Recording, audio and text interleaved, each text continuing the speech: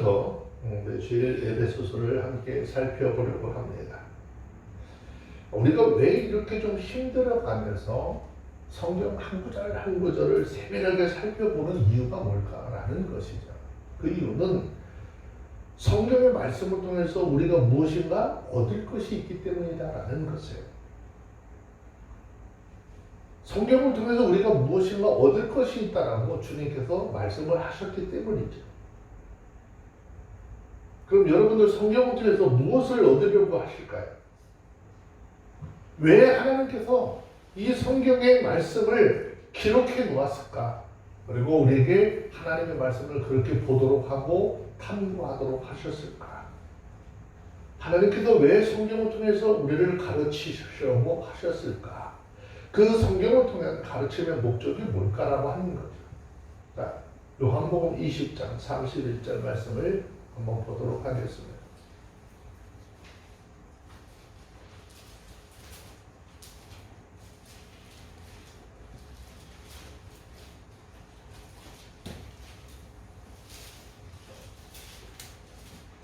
찾으셨으면 요한복음 20장 31절입니다. 읽습니다. 시작. 오직 이것을 기록하면 너희로 예수께서 하나님의 아들 그리스도이심을 깨알려 하며 또 너희를 믿고 우리를 힘입어 생명을 빼앗려 합니다. 아멘. 오직 성경을 기록하게 하신 것은 우리로 예수께서 하나님의 아들이신 그리스도이심을 어떻게 믿게 하려 함이고, 또 너희로 믿고 그 이름을 힘입어서 주님으로부터 오는 생명을 얻도록 하려 함이라 그랬어요. 아멘. 첫째, 예수 그리스도를 구주로 믿어 구원을 얻게 하려고 하는 것이 성경을 기록한 목적이라는 것입니다. 아멘. 우리는 자연 만물을 보고 하나님이 계신 것을 알 수 있습니다. 이 자연을 통해서 베푸시는 하나님의 은혜의 혜택은요, 악한 사람이나 의인이나 골고루 다 받으며 살고 있죠. 우리는 이것을 뭐라 그러죠? 신학적으로 일반적인 은총이다라고 이야기합니다. 하지만 자연을 통해서는 예수 그리스도에 대해서 알 수가 없습니다. 예수님이 무슨 이유 때문에 육신의 옷을 입고 이 땅에 오셔서 모진 고통을 당하시고 십자가를 치셨는지 누군가 말해주지 않으면 알 수 없는 것입니다. 그래서 하나님께서 성경을 통해서 왜 예수님께서 이 땅에 오셨고 무엇 때문에 십자가를 치셨는지 그 이유를 말씀을 통해서 계시해 주시고 있는 것이죠. 그리고 우리는 이 성경을 통해서 우리의 인생들이 하나님 앞에 얼마나 큰 죄인이고 소망이 없는 비참한 존재인가 함을 알게 하셨어요. 그리고 그 죄인된 인생들에게 예수 그리스도가 죄를 대속하기 위해서 십자가에서 죽으셨으므로 누구든지 저를 믿는 자마다 영생을 얻게 된다는 이 사실을 알게 해 주시는 것입니다. 아멘. 이 사실은 성경을 모르면 안다 할지라도 믿어지지 않으면 알 수가 없는 것이죠. 둘째로, 이렇게 예수 그리스도를 구주로 믿는 사람들은 구원을 받는다라고 하는 것을 확신하도록 하기 위해서 우리에게 성경을 주셨고 이 성경을 날마다 배우게 하시는 것이죠. 자, 성경은 요한 1서 5장 13절 말씀에서 이렇게 말씀하고 있는데 한번 볼까요? 요한 1서 5장 13절.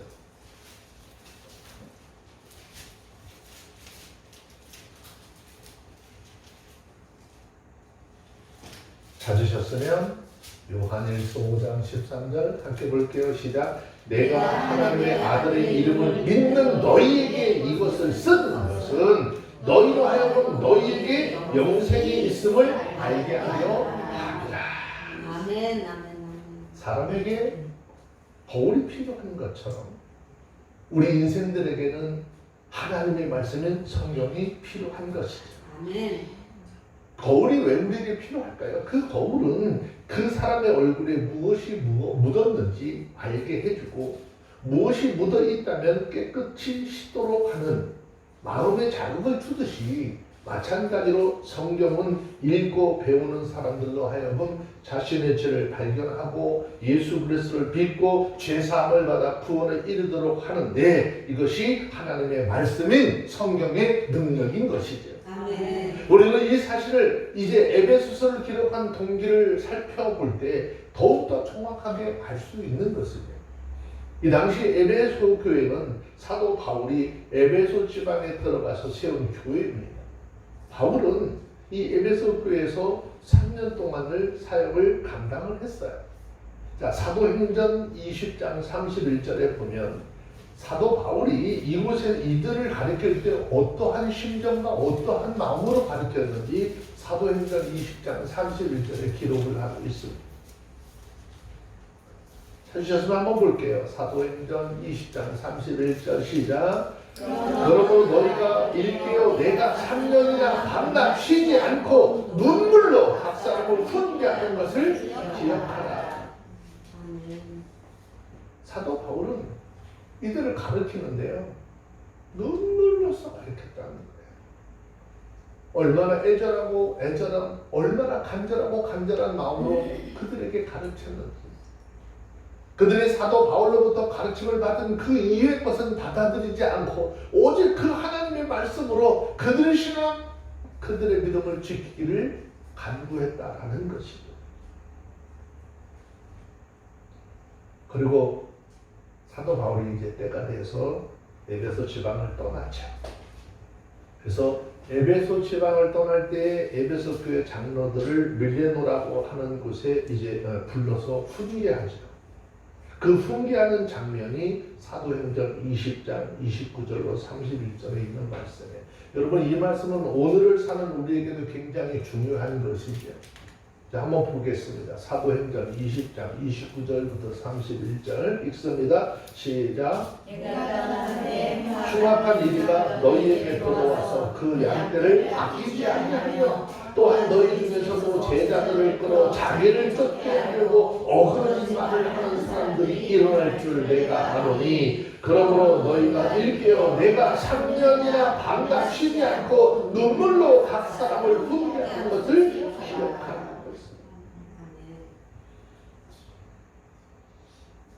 여러분, 제가 여러분들에게 날마다 이야기하고 여러분들에게 날마다 지금 성경을 상고하면서 이렇게 교제를 하는 이유는 뭡니까? 성경 이외에 다른 거 자꾸 이야기하지 말자라는 것이죠. 하나님의 말씀이 아닌 사람의 소리 좀 내지 말라는 것이에요. 오직 하나님의 말씀이 우리 영혼의 힘이 되는 것이고 우리 영혼의 구원을 얻는 길에서 벗어나지 않도록 하는 것입니다.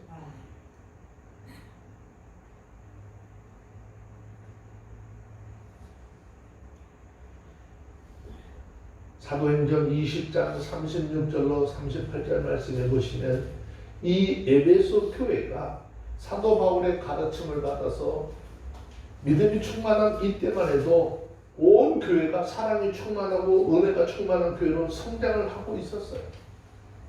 그런데 이 에베소 교회가 이방 종교의 중심에 위치해 있었기 때문에 얼마든지 다른 종교로부터 위협을 당할 가능성이 있었습니다.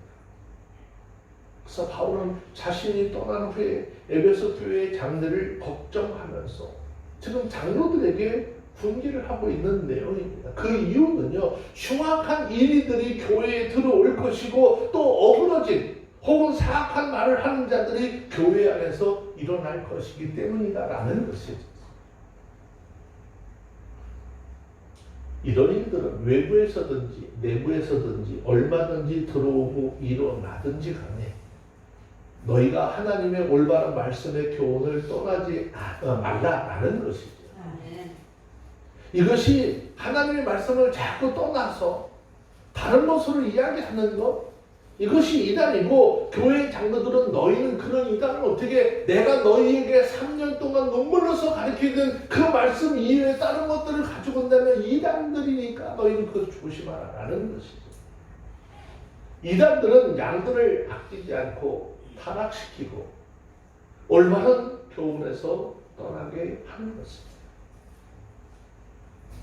우리를 대적하는 악한 마귀 사단은요, 이런 방식으로 교회를 어지럽히고 교회를 부패하게 만드는 것입니다.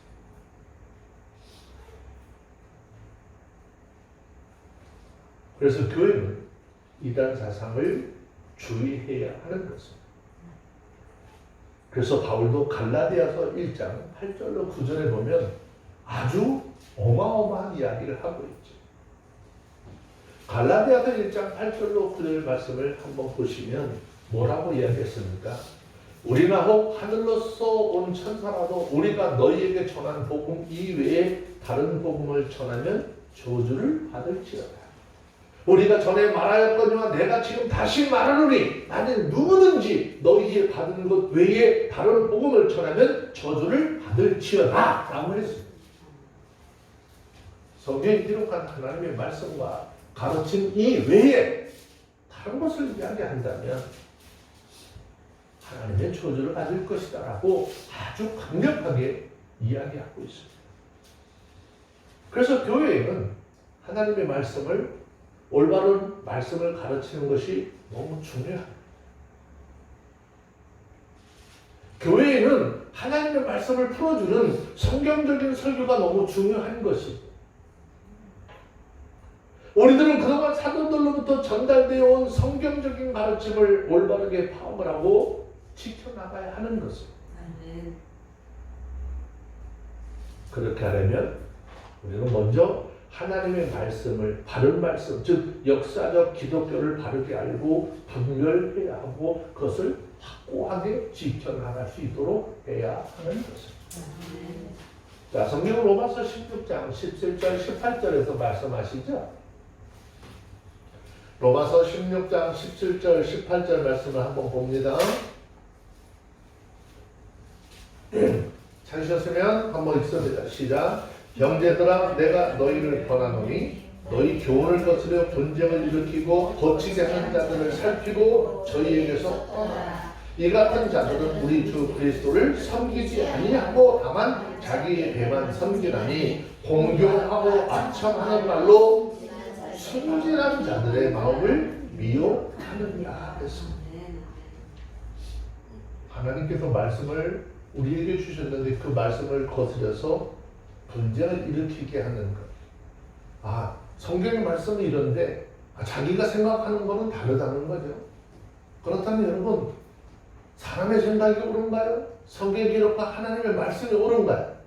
성경의 말씀이 옳다면은 자기의 생각을 내려놓을 수 있어야 하는 것이죠.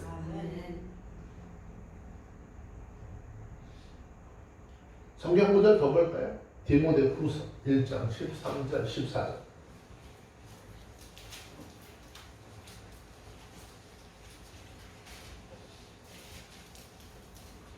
디모데후서 1장 13절 14절 찾으셨으면 우리 한 음성으로 한번 읽어봅니다. 시작. 너는 그리스도 예수 안에 있는 믿음과 사랑으로서 내게 들은 바 바른 말을 본받아 지키고 우리 안에 거하시는 성령으로 말미암아 내게 부탁한 아름다운 것을 지키라.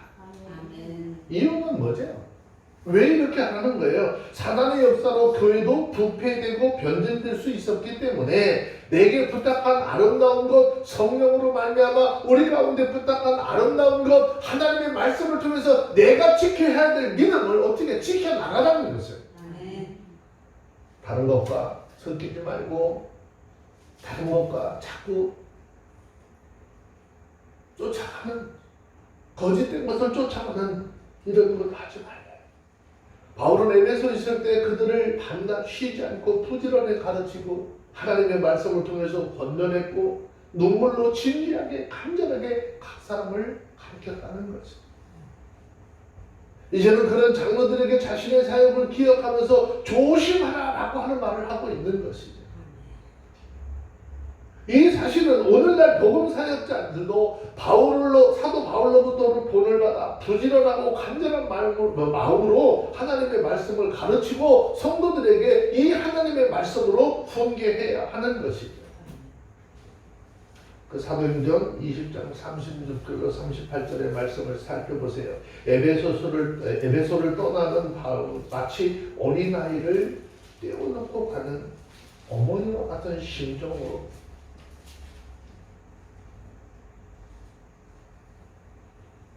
이별을 맞아야 돼요.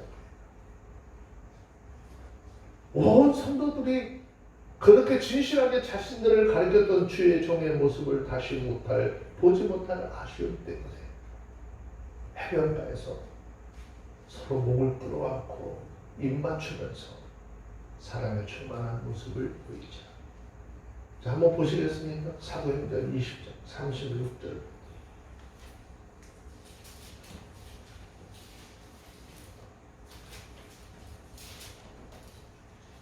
다 같이 사도행전 20장 36절부터 38절까지 함께 보도록 합니다. 시작.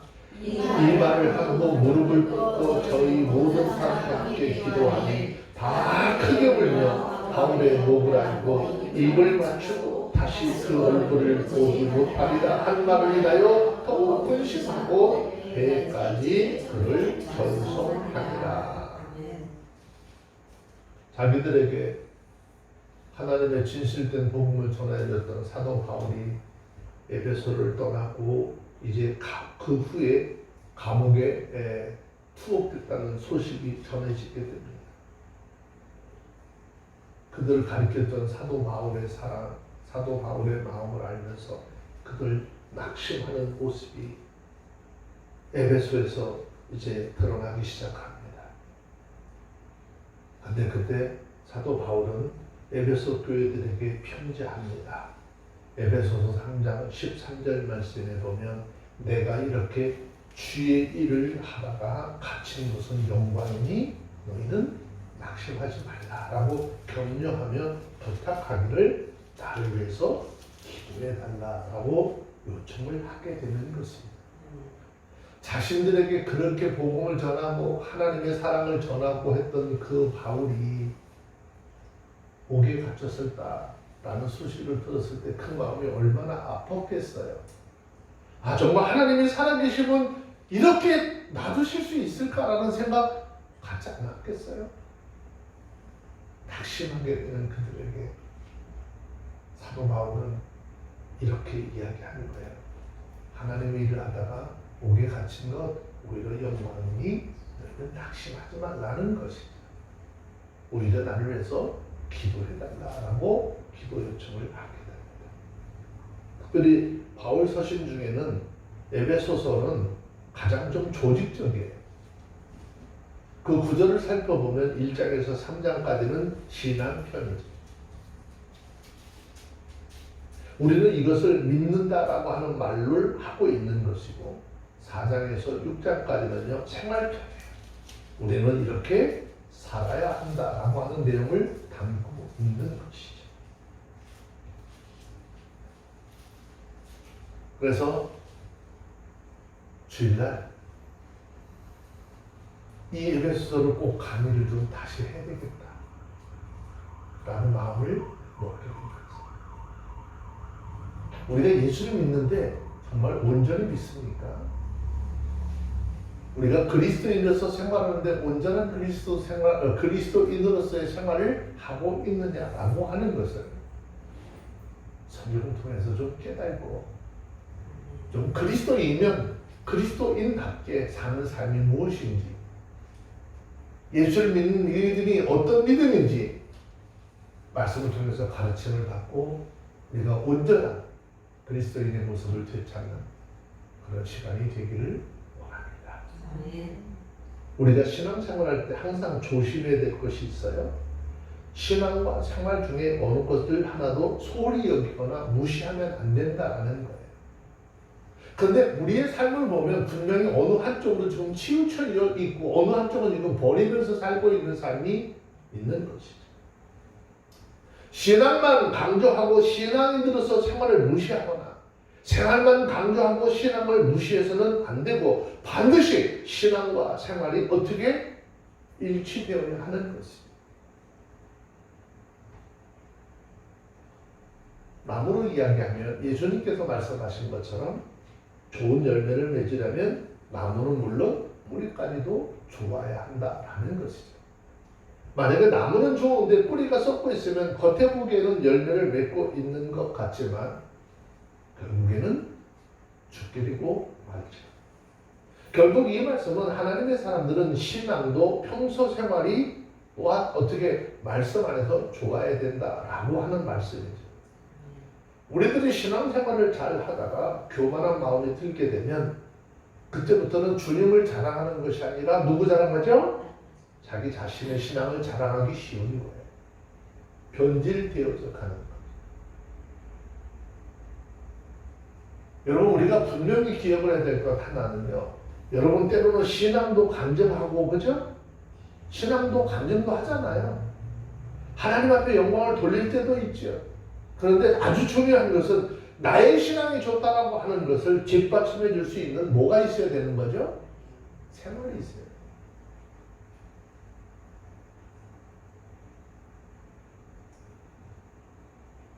내가 신앙이 좋다면 생활도 그 신앙에 뒤떨어지는 수준이 되어줘야 하는 것이죠. 여러분 야고보서 2장 17절에서 말씀하시는 거죠. 행함이 없는 믿음은 그 자체가 죽은 것이라고 하잖아요. 이거는 결국 무슨 이야기일까요? 내 신앙이 좋다라고 이야기는 하는데 나는 대단한 사람이라고 이야기하는데 생활을 보면 뒷받침해 줄 수 없다면 그 사람의 생활이 그 신앙을 증거할 만한 증거가 되어주지 못한다면 그것은 헛되고 거짓에 불과하다라는 것입니다.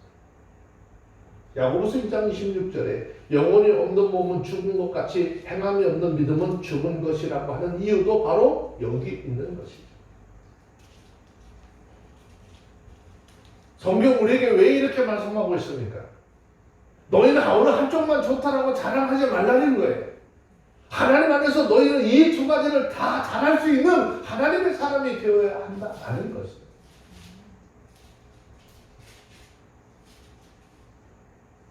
성경을 통해서 보면 사도 바울이 통해서 복음을 전한 바울 서신의 13개가 있어요.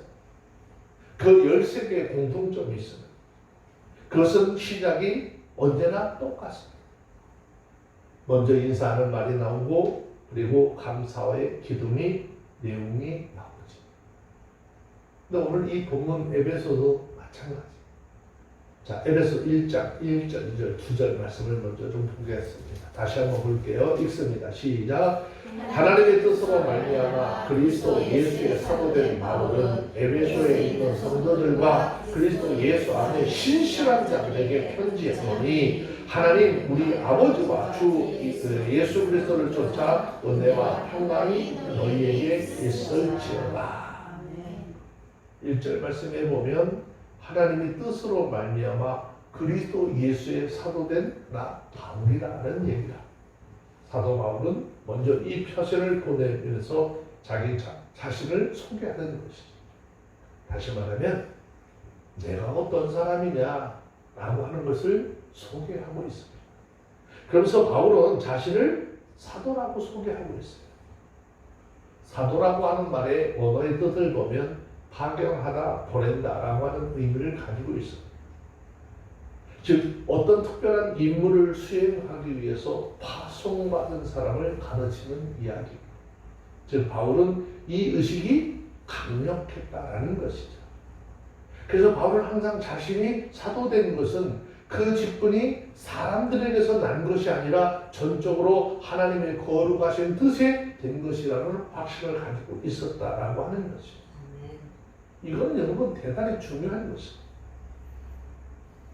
예수 안에 있는 사람들은 내가 나를 어떻게 생각하고 있으며 다른 사람들이 나를 어떻게 보는가? 이건 둘째여야 하는 거예요. 하나님이 나를 어떻게 생각하느냐보다는 사람이 나를 어떻게 평가하느냐 거기에 포커스가 맞춰져 있는 것이 현재 우리 이 육신을 입고 있는 우리의 삶의 모습들인 것입니다.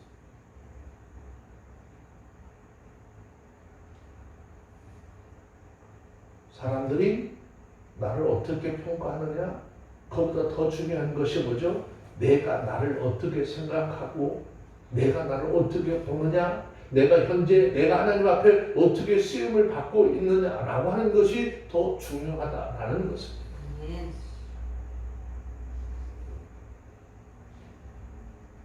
여러분들도 마찬가지지 않겠어요? 우리 모두도 다 마찬가지지 않겠어요? 내가 하나님 앞에 그리스도인으로서 부름을 받으죠. 그리고 내가 그 그리스도인으로서의 삶을 살며 그리스도인으로서 하나님 앞에 쓰임 받는다는 것, 이것이 너무 중요한 것이죠. 사도 바울은 자기는 사도라고 확신하면서 살았어요. 그렇다면 정말 여러분들도 이 세상을 살아가면서 내가 그리스도인이라고 하는 확신을 가지고 사느냐라고 하는 것입니다.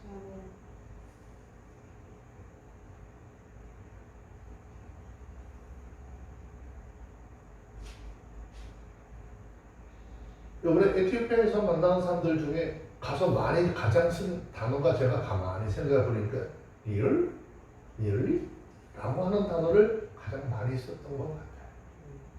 정말 그렇게 생각합니까? 정말이에요? 라고 하는 것.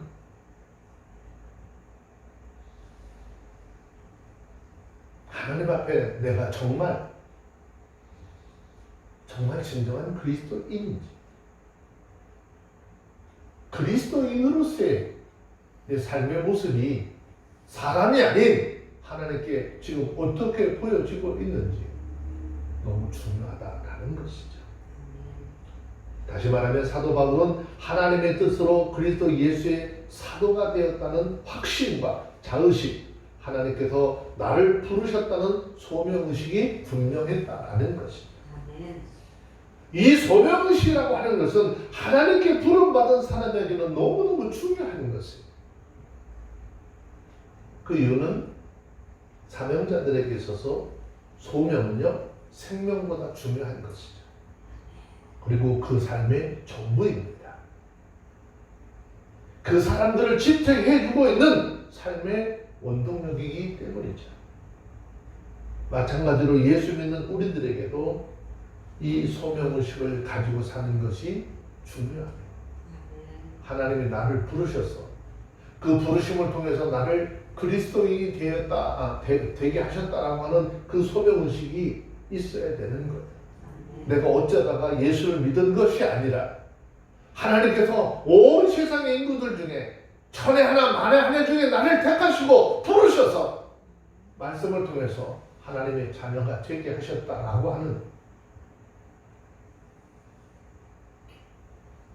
그래야 하나님께서 나를 부르셨다는 확신이 있어야 나를 부르시고 나를 통해서 이루시고자 하는 목적과 계획과 뜻을 이루기 위해서 최선의 삶을 살게 되는 것입니다. 우리는 가끔 주변에서 이런 사람들 좀 보게 됩니다. 젊은 사람들이 일할 생각을 하지 않고 모여서 담배나 푹푹 태우고 술이나 퍼마시면서 생활에 대한 불만을 토로합니다. 뭐라고 얘기합니까?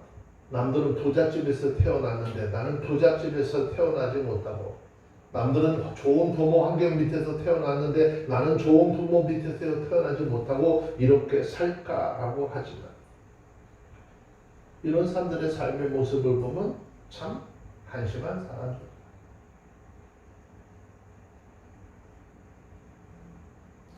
이번에 에티오피아 가서 시장을 잠깐 둘러볼 기회가 있었는데요. 요만한 비닐을 장판 하나 깔고 마늘 크지도 않아요. 요만한 거 3조씩 놨어요.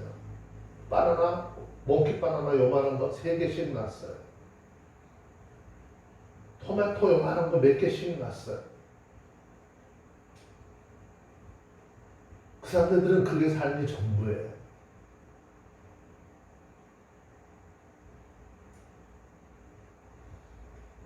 저희들이 좀 필요해서 갔는데 사람이 많다 보니까는 그 조금 가지고 안 되잖아요. 얼마나 자판을 가지고 있는 사람이 걸 이렇게 싹 쓸어 담아서 왔어요. 시장에 가니까 사람들이 우리만 가면 막 몰려들어요. 조그만 애들이 와서 그러죠. 걔네들이 한마디에 머니. 근데 그 아이들을 불쌍하다는 생각을 가지고 돈만 이렇게 주는 것이 중요한 것이 아니에요. 근데 물건을 딱 집어서 포장을 딱 했는데 요만한 애가 하나 딱 오더니 보따리를 자기가 딱 짊어지는 거예요. 다른 애들이 이렇게 돈만 손 벌리고서 쫓아오는데 이 아이는 그러지 않았어요. 짐을 딱 잡더니 어깨에다 딱 올려놓고서는 가자는 거예요. 우리 숙소까지 왔어요. 아이가 수고했으니까 뭐 하는 거죠? 얼마를 줬어요. 그 아이는 다른 애들은 다 쳐다보고 손 벌리고 있는데 이 아이는 왜 짐을 들고 먼저 가로채고 짐을 들고 따라왔을까? 일을 하고 수고함으로써 뭔가를 얻을 수 있다고 하는 경제의 논리를 어리지만 그들이 이미 알고 있는 것이죠. 모르는 아이들은 그렇지 않아요. 손 벌리고. 근데 저희들에게도 이야기하는 거예요. 그렇게 애들 주는 거는 그 사람들을 도와주는 게 아니라 망하게 하는 것이. 뭘 한다면은 물 한 병이라도 들고 따라오게 하고, 그렇게 수고함으로써 뭔가를 얻을 수 있다. 그런 것들을 어떻게 알게 하라는 것이죠.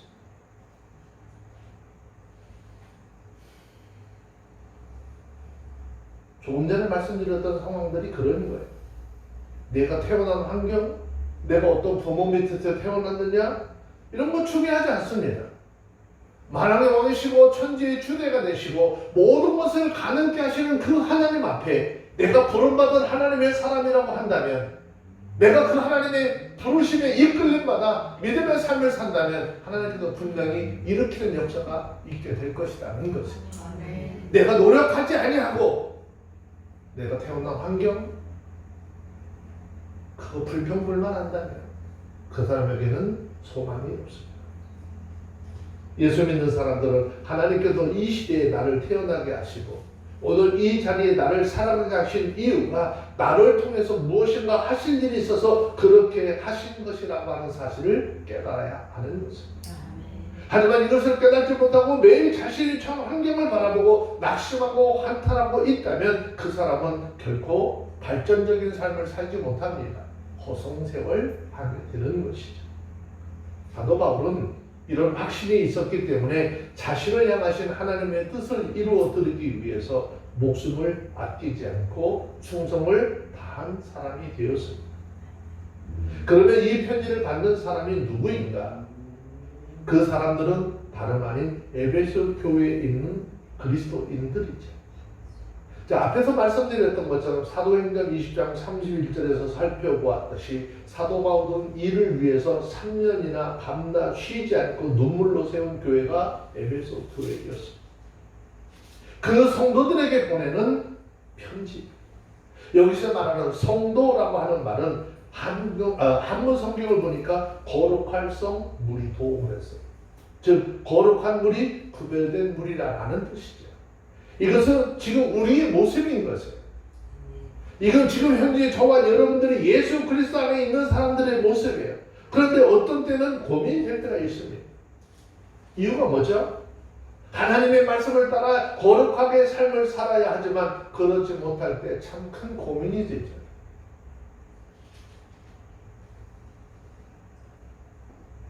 하지만 우리 교회 출입하는 모든 사람들 하나님 앞에 조금 더 부끄러움이 없는 그리스도인으로서의 삶을 살면서 하나님 앞에 영광을 돌리는 그런 삶이 되었으면 좋겠습니다.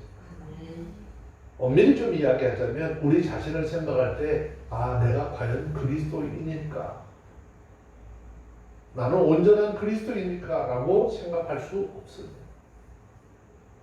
성경은 로마서 3장 10절에서 말씀하고 있는 것처럼 세상은 의인은 없나니 하나도 없다라고 했습니다.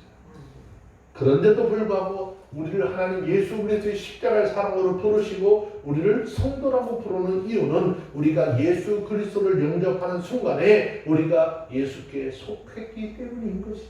아멘. 거룩하신 하나님의 그 은혜 안에 속했기 때문에 우리를 성도라고 불러주는 것입니다. 아멘. 그러면 우리 모두는 하나님께 속한 그리스도인들, 거룩한 무리라고 세상과 구별된 하나님의 사람들이라는 사실을 잊지 말고 살아야 하는 것입니다. 아멘. 끝으로 1절 하반절에 신실한 자들이라고 했어요. 이 말은 성도들이라고 불리우는 또 다른 그리스도인들의 별명인 것입니다. 우리 성도의 별명은 신실한 자라는 것입니다. 우리가 신앙생활하는데 신실함을 빼놓으면 그 사람의 신앙은 죽는 것이죠. 그렇기 때문에 신앙은 늘 진실해야 하는 것입니다. 거짓된 신앙, 아무리 아름답고 아무리 훌륭해 보여도 예수님께서 기뻐하지 않지. 우리가 잘 아는 것처럼 마태복음 23장에 보면 예수님께서 말씀하시죠. 화 있을진저 외식하는 서기관과 바리새인들이여 하시면서 얼마나 여러 번 책망을 하셨는지. 이 당시 서기관과 바리새인들은 어떤 사람들이었습니까? 자타가 공인하는 가장 경건한 사람들이라고 스스로 여겼던 사람들. 그들은 옷을 입어도요, 아주 거룩하게 옷에다가 성경 구절을 써붙이고 성경 두루마리를 늘 옆에 끼고 다녔어요. 기도를 해도요, 내가 얼마나 기도를 멋있게 하는 사람인지 보여줄게. 내가 얼마만큼 열심히 기도하는 사람들인지 보여줄게. 그러면서 기도를 해도 시장 오후에 많은 사람들이 모여있는 그곳에서 기도하던 그런 사람들. 그리고 많은 사람들이 그런 모습을 보고 그들을 존경을 했어요. 사람들에게는 칭찬을 받고 존경을 받았는데 말씀의 주체이시고 생명의 주체이신 그 예수님이 그들에게 찾아서 무섭게 책망을 하십니다. 왜 그렇게 하셨을까요? 그들이 행하는 모든 행동들이 모두가 진실이 아니라 위선적이었기 때문이다 라는 것입니다. 여러분, 신앙의 생명은 진실함에 있다라는 것입니다. 그래서 예수 믿는 사람들은 진실을 빼놓으면 아무것도 아닌 것입니다.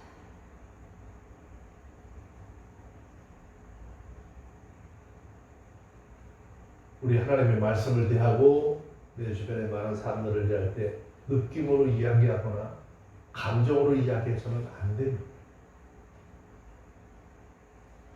하나님의 말씀은 팩트인 것이에요. 히스토리인 거예요. 정확한 역사를 통해서 우리에게 말씀하시고 있는 것이고, 이 하나님의 말씀을 통해서 정확하게 우리가 무엇을 어떻게 행해야 할지 말씀하고 있는 거예요.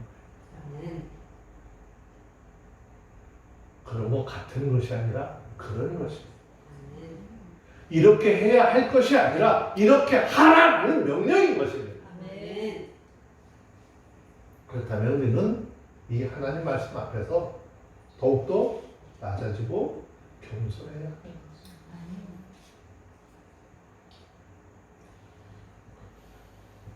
그렇게 잘 살던 나라 에티오피아가 왜 저렇게 망가졌는지, 그들에게 진실된 복음이 들어왔을 때는요, 굉장히 강력하고 왕성한 경제적인 부국이었지만 하나님의 말씀이 변질되고 혼합주의가 들어오고 권력자들에 의해서 말씀이 회파되니까 그들이 완전히 경제가 무너지고 삶 자체가 다 무너져 버렸어요. 저는 이번 굉장히 두렵고 떨리는 마음을 가져온 게, 저희 교회에서 이렇게 주일날, 월요일날 바이블 아카데미를 하게 된 이유가 하나님 이런 의미 속에 있었구나 라고 하는 것을 정말 많이 깊이 깨달았어요. 사도 바울이 에베소 교회 교인들을 눈물로써 그렇게 가르쳤던 것처럼 저희 교회 안에서 행해지는 이 바이블 아카데미를 통해서 정말 그런 사도 바울의 간절한 마음으로 또 함께 말씀의 교재 성경을 연구하는 우리 모두에게 이런 하나님의 귀한 은혜가 있기를 간절히 기대하는 마음이 터지게 되었습니다. 예수님께서 마태복음 5장 13절 말씀에 보면은 너희는 세상의 소금이니 소금이 만일 그 맛을 잃으면 무엇으로 짜게 하리요? 후에는 아무 쓸데없이 밖에 버려 사람에게 밟힐 뿐이라 라고 했습니다. 마찬가지예요. 우리도 예수를 믿기는 믿어도 그 믿음에, 신앙에 하나님의 말씀에 대해서 진실함이 없다면 맛을 잃어버린 소금과 같이 되어서 오고 가는 사람들에게 비웃음거리가 될 것이고 조롱받게 될 것이고 짓밟히게 될 것이다 라는 것이죠. 성경의 진실을 알아야 될 사람들이 성경의 진실을 알지 못하고 성경이 아닌 다른 이야기들을 하고 성경에서 얘기하는 사람들의 말을 쫓아서 뭔가를 한다라고 한다면 하나님 결코 기뻐하지 않습니다. 저와 여러분들, 우리 모두는 예수를 구주로 믿고 그리스도인이 되었다면 말씀과 성령의 인도함을 받아서 하나님 앞에 거룩한 성도가 되고 신실한 자들이 되어서 하나님 앞에 그 믿음을 인정받고 평생을 하나님의 영광을 드러내며 살아가는 그런 귀한 삶이 되어야 할 줄로 믿습니다. 에베소서를 시작을 하면서 오늘 이 귀한 말씀을 우리 각자의 심령 속에 차곡차곡 채워지면서 정말 하나님 앞에 진실한 말씀의 능력으로 진실한 하나님의 사람들이 다 되어주시기를 주의 이름으로 축원합니다. 기도하겠습니다. 거룩하신 하나님 감사합니다. 하나님, 오늘 에베소서 1장 1절과 2절 말씀을 통해서 우리 신앙의 정체성이 회복되게 하시고 우리 신앙의 주소가 회복되게 하여 주시고 하나님 앞에 내가 어떤 존재인지 분명히 깨달아 알게 하여 주셔서 주님 앞에 영광을 돌리는 삶이 되게 하옵소서. 사도 바울이 고백한 것처럼 나의 나된 것은 하나님의 은혜라 하여 싸우니 주여 오늘 우리가 예수 믿고 구원받아 거룩한 하나님의 사람이 되고 거룩한 무리 속에 속한 것이 하나님의 은혜임을 깨달아 알게 하시고 그 은혜의 자리에서 멀어지지 않는 우리의 삶들이 되게 하옵소서. 우리 주 예수님의 이름으로 기도합니다. 아멘.